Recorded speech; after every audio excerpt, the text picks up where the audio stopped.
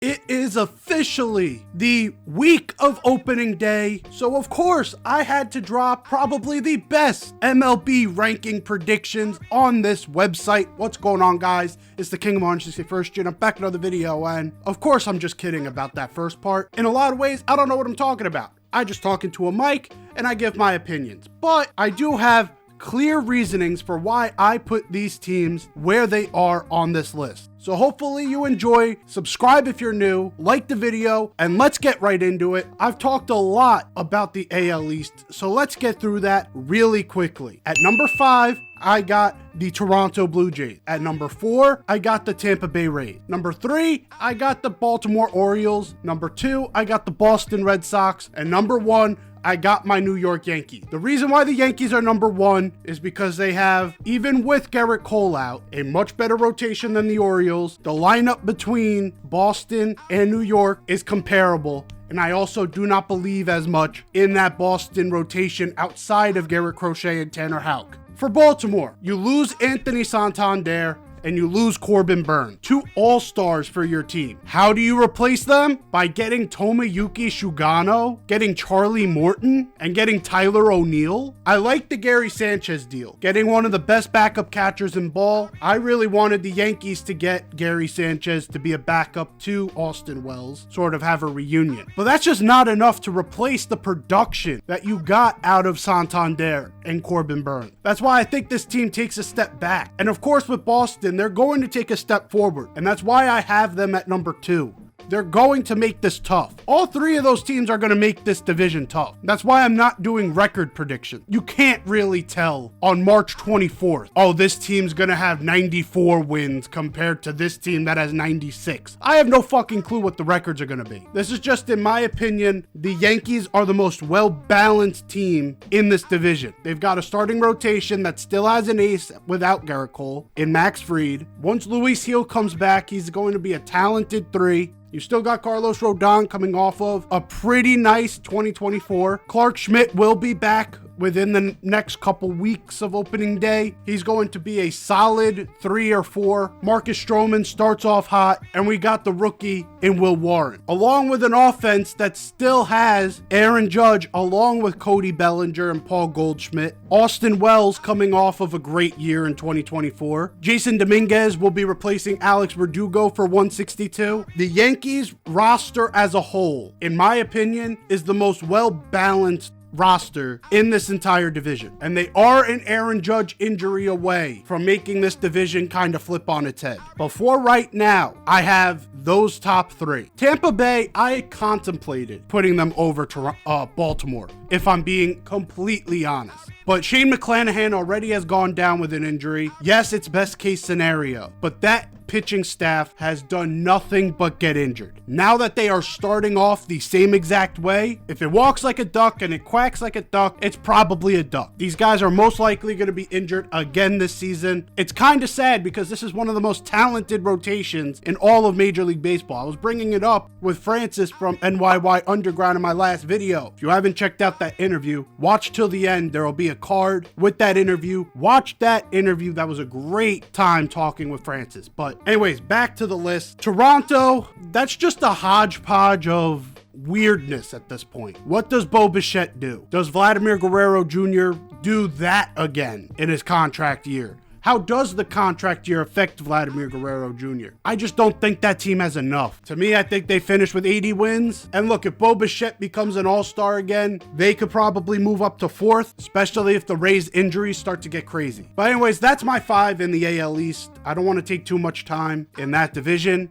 Let's move on to the AL Central, because I think this is probably the most competitive division in Major League Baseball. At number 5, you got Chicago, obviously. At number 4, we got Minnesota, and I'll explain why in a minute. Number 3, we got the Detroit Tigers. At number 2, we got the Kansas City Royals, and at number 1 is the Cleveland Guardians. The Cleveland Guardians, with that type of bullpen and a lineup that has Jose Ramirez, Steven Kwan, has power from guys like Big Christmas. To me, that team, if that starting rotation can even sniff going 5, giving up 3 runs or less, they'll have a chance to win every game this year. That bullpen is absolutely disgusting. Offensively, I could see spots where they struggled. They got a little worse at the first base spot, but I did like, after trading Josh Naylor to Arizona, they were able to bring in Carlos Santana. That was a great deal. Bringing in Luis Ortiz from the Pittsburgh Pirates, that was a great deal to help that starting rotation out. The Cleveland Guardians are just balanced, and that's going to be a theme. I like a balance to the team. So I think Cleveland will go back-to-back AL Central champs, but not without a fight from Kansas City. Kansas City has a starting rotation from hell. They have a couple guys in that bullpen that you fear. I just don't know if they have enough around Bobby Witt. I like the Jonathan India deal. That was a great signing to have a leadoff guy or someone that can get on base for Bobby Witt. I just don't love the supporting cast as a whole around Bobby Witt. It almost just seems like Bobby Witt's the Avenger and then he has a bunch of sidekicks. He has no dynamic duo. Bobby Witt's so great that that's why they're going to get to number 2, because they have Bobby Witt along with the great starting rotation. They can win games just based off of that sometimes. I just don't believe they have enough to take out the Cleveland Guardians at the top. Here's where I do have to explain myself a little bit. Numbers 3 and 4. The reason why I have Minnesota at 4 and not 3 or 2 or even 1. Yes, Minnesota has the most talent in this entire division. I don't think anyone can question that. Byron Buxton, Carlos Correa, Royce Lewis, Pablo Lopez in the starting rotation, Yohan Duran in the bullpen. The list goes on. But how many times are we going to do this song and dance of, oh, this is the Minnesota Twins year?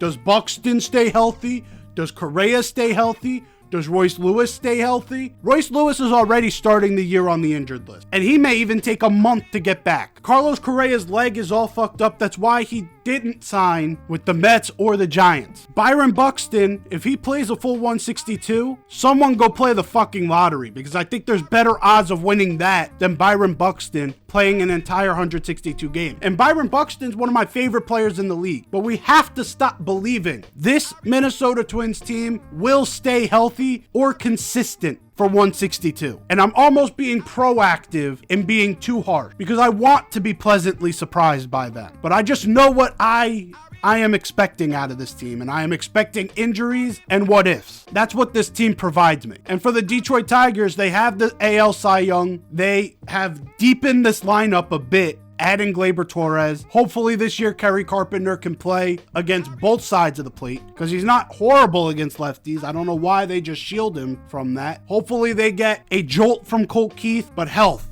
is the big thing for the Detroit Tigers. I have less concerns that team will stay healthy and that team will be steady. Again, the Minnesota Twins will have their spikes because they are such a talented team, but they'll also have their spikes going downward because they're just such an injury-prone team. So I'm trying to be a bit proactive here. I hope to be pleasantly surprised, and Byron Buxton's playing a full 162. Carlos Correa's playing 150. Royce Lewis plays 100. If that actually happens, then they have a shot to jolt up to number 1 on this list. I just don't buy it. So that is my AL Central list. And finally, we move on to the AL West, another interesting division. At number 5, I have the Los Angeles Angels. At number 4, I have the Sacramento A's. At number 3, I have the Houston Astros. Or number 2, I have the Seattle Mariners. And at number 1, I have the Texas Rangers. The Texas Rangers, with Wyatt Langford off of his rookie year, he's going to be a stud.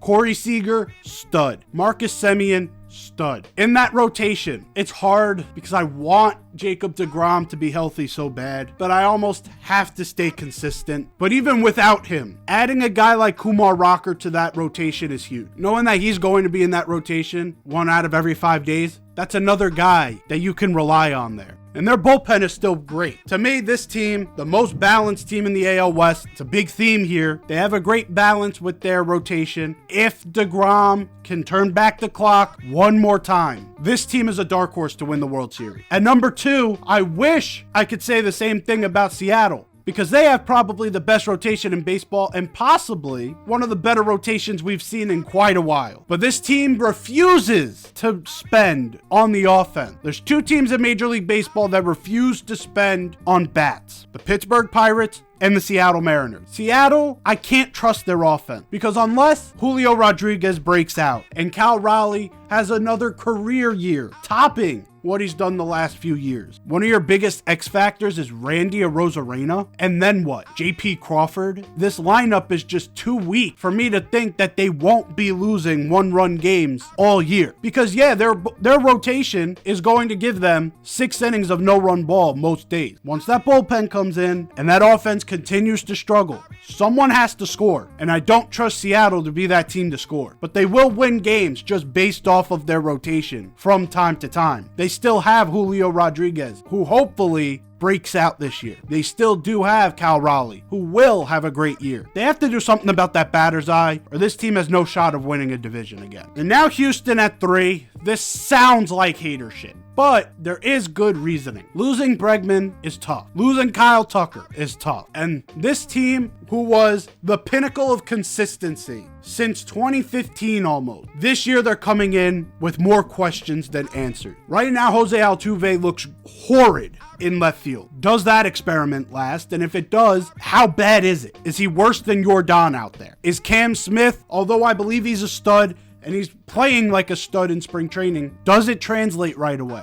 Will Isaac Paredes' lack of EV finally catch up to him? I know he's in a perfect ballpark where he can just flick it over into the Crawford boxes, but what if this year he just gets underneath the ball or he gets on top of it and those lack of EVs start to really hinder his success? What if Christian Walker's injury lingers? What if he's not there consistently? There's questions about this rotation. Is Hunter Brown really going to turn into the guy we believe in? Will that bullpen bounce back? There's just so many questions here that I can't, in good faith, put them at number 1. Unless I were to say, this is all a sweeping success, and I can't say that. I trust Cam Smith, and that's about it, to be honest. The A's did some good things this offseason, and I hope they can build onto that as they get closer to the possible move to Vegas. They didn't do enough. They're going to be 4. And the Angels are the Angels. If Mike Trout's there, they probably leapfrog. The A's, if he's not, they stay at 50 wins. It seems pretty self-explanatory with those bottom 2. But that is my list for the American League. I will come out with a video for the National League in just a few days. Hopefully you enjoyed this one. If you did, leave a like down below. If you're new here, hit that sub button.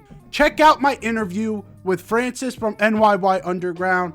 It should be popping up on one of these sides. But until next time, I'm out of here. Take care and peace.